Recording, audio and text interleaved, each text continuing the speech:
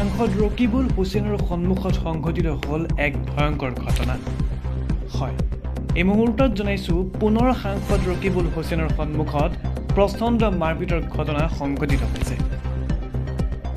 Block কংগ্ৰেছৰ সভাপতি বাছনিক লৈ উত্তপ্ত পৰিস্থিতিৰ পৰিৱেশৰ সৃষ্টি হৈছে। চকী মেজ ভাঙি লণ্ডভণ্ড কৰি কংগ্ৰেছ কৰ্মীৰ প্ৰতিবাদ সাব্যস্ত কৰে। কংগ্ৰেছ কৰ্মীৰ নিজৰ মাজতেই মাৰপিটৰ ঘটনা দেখিবলৈ পোৱা গৈছে। সাংসদ ৰকিবুল হুছেইনৰ সন্মুখতেই সংঘটিত হয় প্ৰচণ্ড মাৰপিট।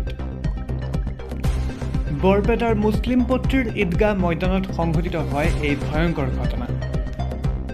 পুনৰ কংগ্ৰেছৰ দলীয় সংঘাতে ল'লে ভয়ংকৰ ৰূপ। এই সন্দৰ্ভত আপোনাৰ মতামত আমাৰ কমেণ্টৰ জৰিয়তে জনাবলৈ একেবাৰে নাপাহৰিব। দক্ষিণ শালমৰাৰ ফকীৰগঞ্জত সংঘটিত হ'ল এটা ভয়ংকৰ ঘটনা আৰু ওলাই আহিছে হাজাৰ হাজাৰ মুছলমান লোক। এই মুহূৰ্তত জনাইছো আজিৰ আমাৰ পৰৱৰ্তী গুৰুত্বপূৰ্ণ খবৰ, এটা বিগ ব্ৰেকিং নিউজ। ওলাই আহিছে হাজাৰ হাজাৰ মুছলমান লোক। তথ্য অনুসৰি দুমাহ পূৰ্বে নিৰুদ্দেশ হোৱা মনোৱাৰা হুছেইনৰ মৃতদেহ উদ্ধাৰ হৈছে। অভিযুক্ত আটোৱাৰ ৰহমানৰ ৰান্ধনী ঘৰৰ পৰা উদ্ধাৰ কৰা হৈছে মৃতদেহ। ঘটনাস্থলীত উপস্থিত আৰক্ষীৰ উচ্চপদস্থৰ বিষয়া আৰু দণ্ডাধীশ। এই ঘটনাক লৈ তদন্ত অব্যাহত ৰাখিছে বৰ্তমান আৰক্ষীয়ে। আজিৰ আমাৰ পৰৱৰ্তী খবৰটি দেশৰ লাখ লাখ মহিলাসকলৰ বাবে এটা ভাল খবৰ, এটা জানিবলগীয়া খবৰ। আহি গ'ল মহিলা সন্মান আঁচনিৰ লাখ লাখ টকা। হয়, আপোনালোক সকলোৱে একেবাৰে ঠিকেই শুনিছে। নাৰী দিৱসৰ দিনাখনেই ভাল খবৰ দিলে দেশৰ লাখ লাখ মহিলালৈ। এতিয়াৰে পৰা লাখ লাখ মহিলাই প্ৰতিমাহে লাভ কৰিব 2500 টকা। কেবিনেটত মহিলা সন্মান আঁচনিৰ অনুমোদন প্ৰদান কৰা হৈছে। দিল্লীৰ নতুন মুখ্যমন্ত্ৰী ৰেখা গুপ্তাই মহিলাসকলক দিব এই সুবিধা। দিল্লীত চৰকাৰ গঠন কৰিয়েই বিজেপিৰ চমক। প্ৰতিশ্ৰুতি পূৰণ কৰিলে মুখ্যমন্ত্ৰী ৰেখা গুপ্তাই।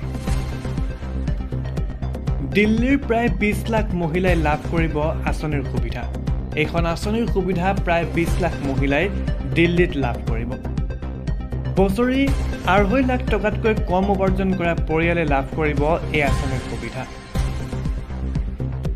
ইয়াৰ লগতে এটা পৰিয়ালৰ এগৰাকী মহিলাক প্ৰদান কৰা হ'ব এই আঁচনিখনৰ সুবিধা।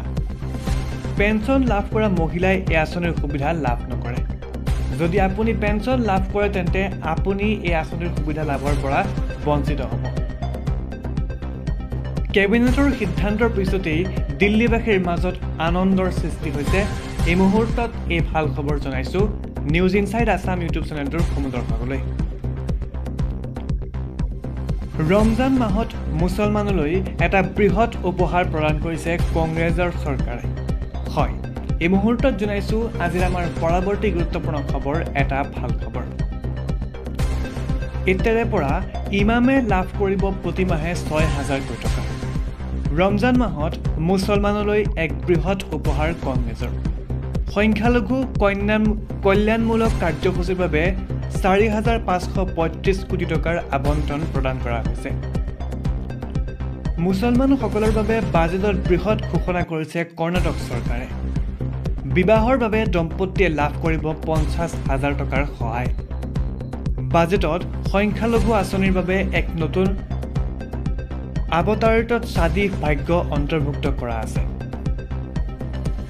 অৰ্থনৈতিকভাৱে দুৰ্বল শ্ৰেণীৰ প্ৰতিগৰাকী দম্পতীৰ বাবে 50,000 টকাৰ সাহায্যৰ ঘোষণা কৰা হৈছে। মুছলমানসকলৰ বাবে 2 কোটি টকালৈকে চৰকাৰী চুক্তিত সংৰক্ষণৰ ব্যৱস্থা গ্ৰহণ কৰা হৈছে। ইমামসকলৰ বাবে প্ৰতিমাহে 6000 টকা দিয়া হ'ব। বাকফ সম্পত্তিৰ বিষয়াৰ বাবে 150 কোটি টকা। বাতিল কৰা 4% মুছলমানৰ কোটা পুনৰ সংস্থাপন কৰা পৰিলক্ষিত হ'ব। আৰু প্ৰতিখন চৰকাৰী চুক্তিত 2 কোটি টকালৈকে 4% সংৰক্ষণ ৰখা হ'ব। কৰ্ণাটকৰ মুখ্যমন্ত্ৰী সিদ্ধাৰামাই শুক্ৰবাৰে উত্থাপন কৰে 16তম বাজেট বিশেষকৈ সংখ্যালঘু সম্প্ৰদায়ৰ ওপৰত গুৰুত্ব আৰোপ কৰিছে এইবাৰ বাজেটত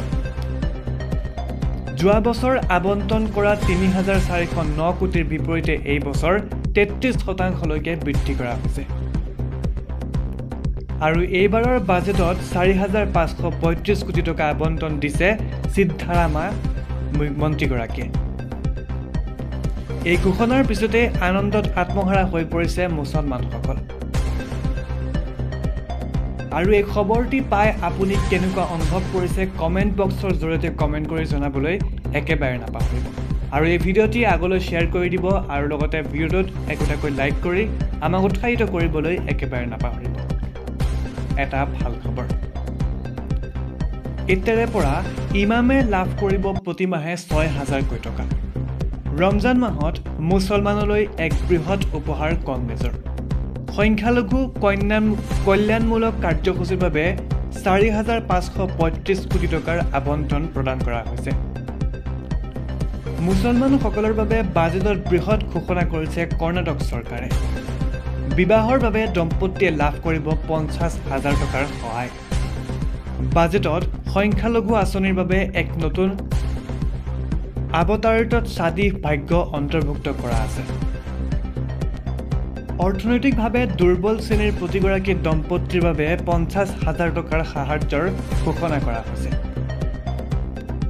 মুছলমানসকলৰ বাবে ২ কোটি টকালৈকে চৰকাৰী চুক্তিত সংৰক্ষণৰ ব্যৱস্থা গ্ৰহণ কৰা হৈছে ইমামসকলৰ বাবে প্ৰতি মাহে ৬,০০০ কোটি টকা দিয়া হ'ব বাকফ সম্পত্তিৰ বিষয়ৰ বাবে ১৫০ কোটি টকা বাতিল কৰা ৪% মুছলমানৰ কোটা পুনৰ সংস্থাপন কৰা পৰিলক্ষিত হ'ব আৰু প্ৰতিখন চৰকাৰী চুক্তিত ২ কোটি টকালৈকে ৪% সংৰক্ষণ ৰখা হ'ব কৰ্ণাটকৰ মুখ্যমন্ত্ৰী সিদ্ধাৰামাই শুক্ৰবাৰে উত্থাপন কৰে 16তম বাজেট বিশেষকৈ সংখ্যালঘু সম্প্ৰদায়ৰ ওপৰত গুৰুত্ব আৰোপ কৰিছে এইবাৰ বাজেটত যোৱা বছৰ আবণ্টন কৰা ৩,৪০৯ কোটিৰ বিপৰীতে এই বছৰ ৩৩% বৃদ্ধি কৰা হৈছে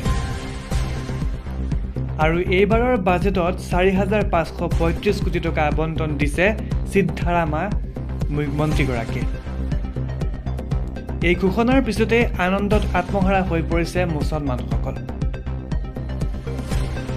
আৰু এই খবৰটি পাই আপুনি কেনেকুৱা অনুভৱ কৰিছে কমেন্ট বক্সৰ জৰিয়তে কমেন্ট কৰি জনাবলৈ একেবাৰে নাপাহৰিব আৰু এই ভিডিঅ'টি আগলৈ শ্বেয়াৰ কৰি দিব আৰু লগতে ভিডিঅ'টোত একোটাকৈ লাইক কৰি আমাক উৎসাহিত কৰিবলৈ একেবাৰে নাপাহৰিব তত্ত্ব পৰিস্থিতিৰ পৰিৱেশৰ সৃষ্টি হৈছে চকী মেজ ভাঙি লণ্ডভণ্ড কৰি কংগ্ৰেছ কৰ্মীৰ প্ৰতিবাদ সাব্যস্ত কৰে কংগ্ৰেছ কৰ্মীৰ নিজৰ মাজতেই মাৰপিটৰ ঘটনা দেখিবলৈ পোৱা গৈছে সাংসদ ৰকিবুল হুছেইনৰ সন্মুখতেই সংঘটিত হয় প্ৰচণ্ড মাৰপিট